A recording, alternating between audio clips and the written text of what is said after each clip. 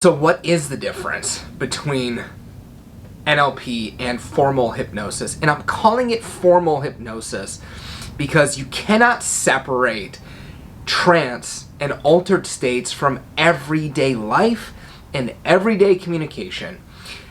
Understand this. Hypnotic phenomenon are a normal part of your life. From driving to tying your shoes to before you go to sleep at night, we slip into altered states all of the time.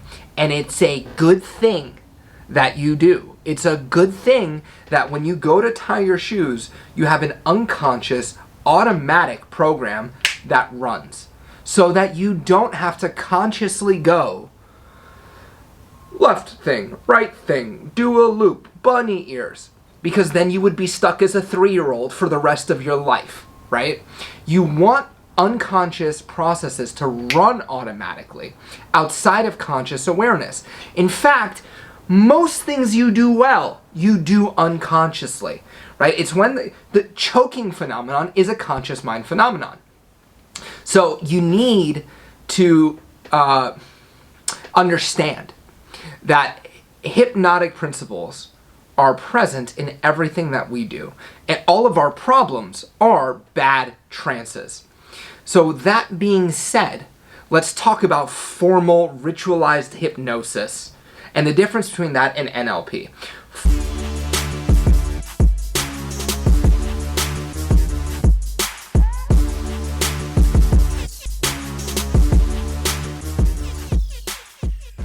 Formal ritualized hypnosis, right? Look into my watch. Look into my eyes. You're getting sleepy. You're getting sleepier. Sleepy, sleepy, sleepy. Right? These inductions that we do. If you go to a formal hypnotic training, they will give you inductions with a theory of mind, by the way. And this is where you better be careful. Whether it's an NLP training, a hypnosis training, a therapy, a Tony Robbins event, be very careful. Because every coach, every therapist, every hypnotherapist will impose their theory of mind on their students. So they'll get a result, and then they'll rationalize why that result is happening. Be very careful about the theory of mind. You can use a model without necessarily saying this is the way it is all the time. If you look at psychoanalysis, right? There's a theory of mind that Freud had that some unfortunate therapists still believe, and it limits their clients, okay? If you look at Jung, I love Jungian archetypes. Is there really a shadow inside your brain? The shadow side? If I crack open the brain and look inside of it, right? And you're looking in my brain, okay? Which part of the brain specifically is the shadow? We get stuck in old ideas, sometimes because they produce results, sometimes because, I'll give you an example. Newton's theory of gravity is different than Einstein's. And Newton's theory of gravity explains enough for us to be able to function with it. However, it doesn't work for certain areas of physics, and then we need a different understanding. Do not fall into the trap of thinking that just because your hypnotherapist says that, this is the way the unconscious works. Or, somebody said that your chakra is blocked, that's the way it is, okay? It's a model. And if the model produces positive results for you, fine. Because to me, if you realize there are people who are getting over anxiety, depression, PTSD, there are people who are becoming incredibly motivated, confident, purposeful, mission-driven in a very short period of time, then those are the results you should demand from your coach or hypnotherapist. And if that model is making you a badass, cool. If there's a lot of reasons why you're not becoming a badass, drop the model. Okay, that was my rant. So you have a theory of mind that comes with it. You do this ritualized induction, and you go into this trance state in which we assume that there are things that you cannot do in the normal waking state, which is true to a degree. What's interesting, though, is that in certain cultures where certain hypnotic phenomenon are culturally appropriate, they can do hypnotic phenomenon without going into trance. In fact, one of the things that I love about NLP is that one of the questions Richard Bandler asked was, how can I do hypnotic phenomenon from the waking state? So anyway, you get these rituals, you do this thing, and you do the therapy inside the ritual, which to me has some extreme advantages, which are that you can bypass a lot of the conscious mind. If the conscious mind is giving the client issues, just knock them into a trance. And in a state of focus, relaxation, human beings can do just about anything. Truly, when you're focused and relaxed and you're absorbed in an experience, you can create powerful stuff. Classic hypnosis. This is turning more into a rant, but that's okay. NLP. NLP was the result of two incredibly audacious young men who, actually more than that, there are a lot of early guys who don't get enough credit, as I'm learning recently. But some very audacious questions were asked by Dr. Bandler and Dr. Grinder, and there was an assumption by these two gentlemen that anything one person can do, another can do. So if you think about, at the time, they were modeling geniuses of therapy. That Virginia Satir, Milton Erickson, Fritz Perls, and others, but those were the three that are most notable as the godfathers of NLP. These therapists were able to get results that no one else was getting. You know, that if you went to Milton, you were leaving without your problem, and the change you would get would be incredibly generative. You know, it would, your self-image would change, your social roles would change, you know, generative, powerful, lasting, quick transformation, which, you know, you gotta admit, sounds pretty freaking awesome. It sounds even a little too good to be true, until you experience it for yourself. But Milton was doing this. Virginia, therapists all over the place were like, how does Virginia get these amazing results? So Grinder and Bandler go and they model these geniuses, and under the assumption that they could learn to replicate this genius. So they spent 8 months with Erickson, the hypnotist, and 8 months modeling him, practicing, refining, studying, training. And after about 8 months, here's Dr. Grinder, Dr. Bandler, and they're now getting the results that Erickson was getting. Maybe not exactly, but they're replicating similar results as the genius. Pretty phenomenal. Pretty phenomenal stuff. And you have to ask yourself too, what is it about NLP modeling? What is it about hypnosis? What is it about these ways of using your consciousness that allow someone to gain such a degree of mastery in such a short period of time? Because those things are available to you. But they do that with Virginia, they do that with other, and out of that, they developed a series of techniques and processes for therapeutic coaching applications, and then they go on to study other successful people, so salespeople, athletes, you know, basically they followed their fancies. Anything they wanted to learn. John is great. John is like in his 80s now. That dude is rock climbing, okay? He's in his 80s and he's still rock climbing. And, you know, he goes and he models rock climbers. To me, the promise of NLP is, yeah, take your limitations, transform them. Cool, right? So cool. Who is the genius in your field that if you were to absorb their beliefs and attitudes would create a significant gain in your ability? How could you use altered states to rapidly assimilate genius, mastery, excellence, to take a gigantic leap in your skill set?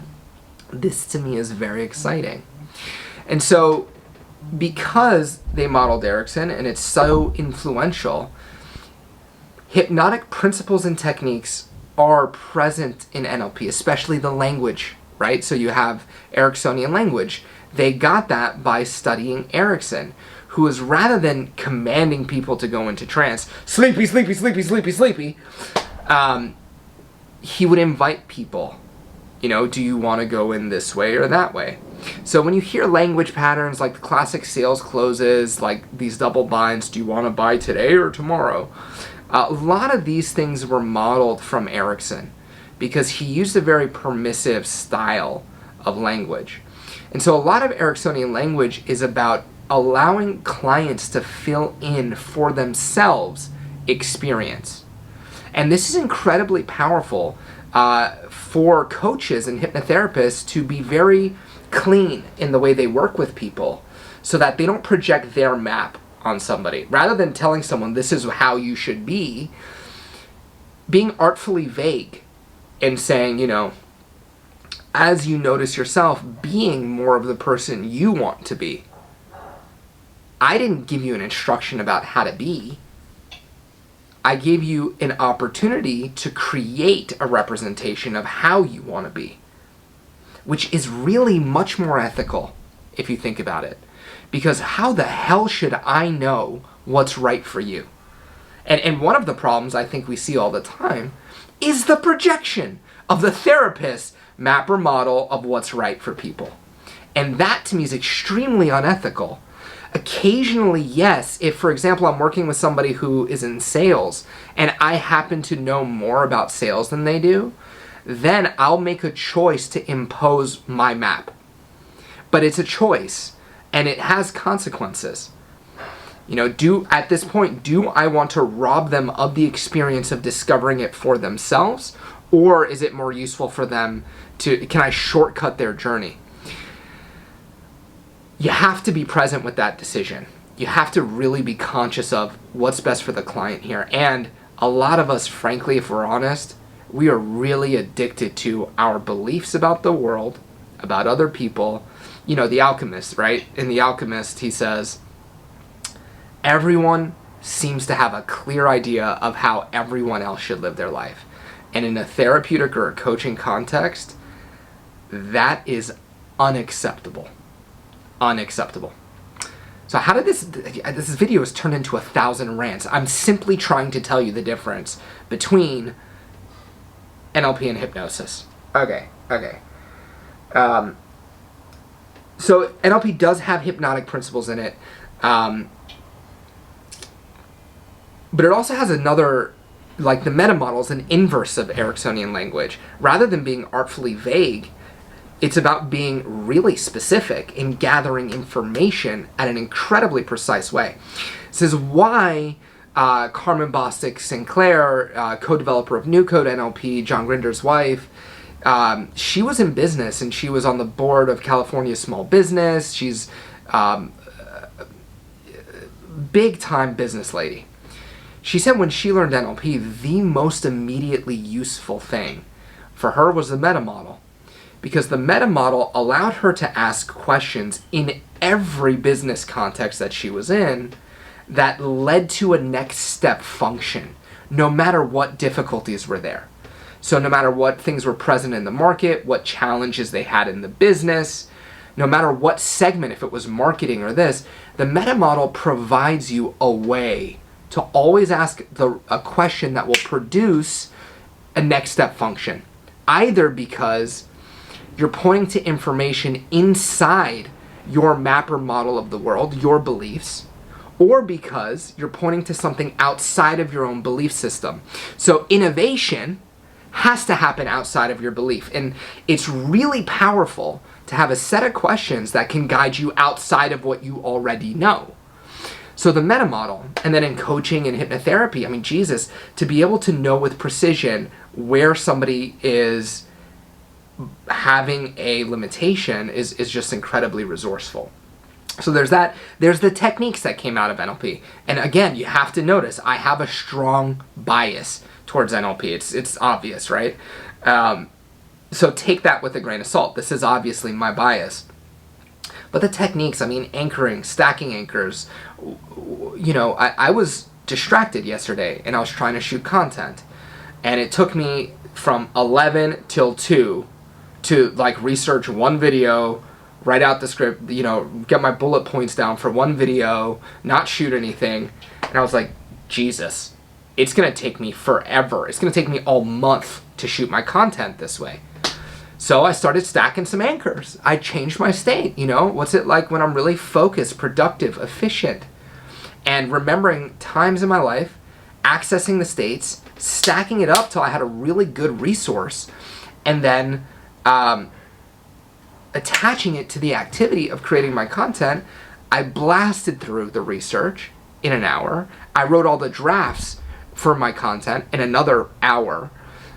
So I finished that portion like that. That's a good switch to have. You want to have access to that button in your brain that says, okay, I'm not in the right state of mind, let's go get in it. So for me, this is why I like NLP more. There's a set of techniques and tools that allow you to do things with precision, to change beliefs, to examine what, you know, with the meta model, what beliefs are useful, which ones aren't, to model genius and success, and to go into high performance states, to change. To me, I like the precision of it. Hypnosis, having that ritual of sleepy, sleepy, sleepy, and I'm talking about it in a very joking way. Hypnosis is dope. It's awesome. All right, I still use it. I don't use it enough, frankly, just for the sheer sake of generating a deep sympathetic relaxation response for your immune system, for the fact that it gives you more energy, for the fact that it gives you more clarity and focus. Just the trance by itself is amazing. But the things you can do in trance are also phenomenal. Learn both. I don't know if I've done a good job, frankly, in this video of describing the differences. I don't think I've given a fair shake to hypnosis, especially Ericksonian. Because as I've been reading this book and learning more, not just about Ericksonian language, but more about Erickson's attitude and his approach, the man was an absolute therapeutic genius, and it's already shifted my coaching style in a very, very significant way. If you're an NLPer, you must learn hypnosis. If you're a hypnotist, I would invite you to take NLP, because I don't know, don't you just want more tools? I think one of the benefits, depending on whose training you go to, you're going to get a lot of the benefits of the modeling projects that have happened throughout the years.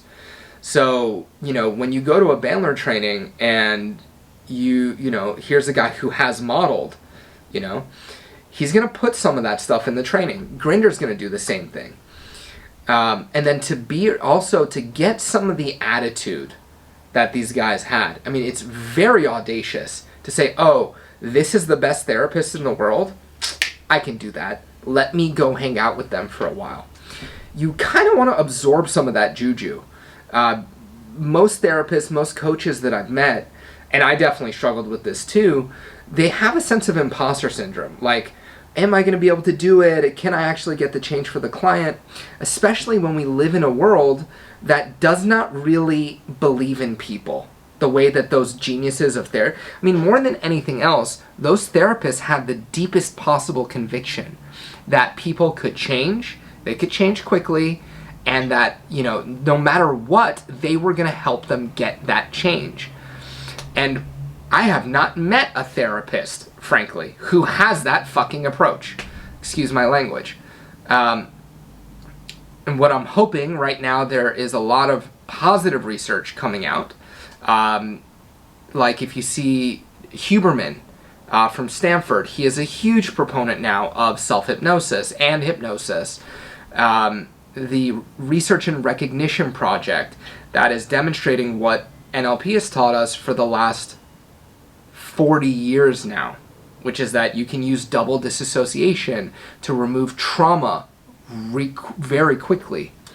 And they've had replicated studies now demonstrating over a 90% extinction of traumatic symptoms. Extinction of symptoms. We have not seen research in any type of therapeutic modality that is that good ever. Not about CBT, nothing has had that type of strength.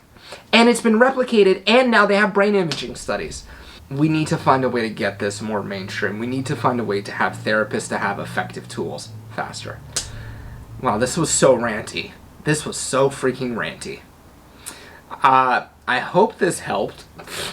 They're both tools that will help you influence the unconscious, right? So if you don't have a way to consciously communicate with your unconscious mind, then you do it without realizing it, right? But to be able to do it with precision is what you can do with these tools. I think you should really kind of marry them, personally. But yeah, rant over.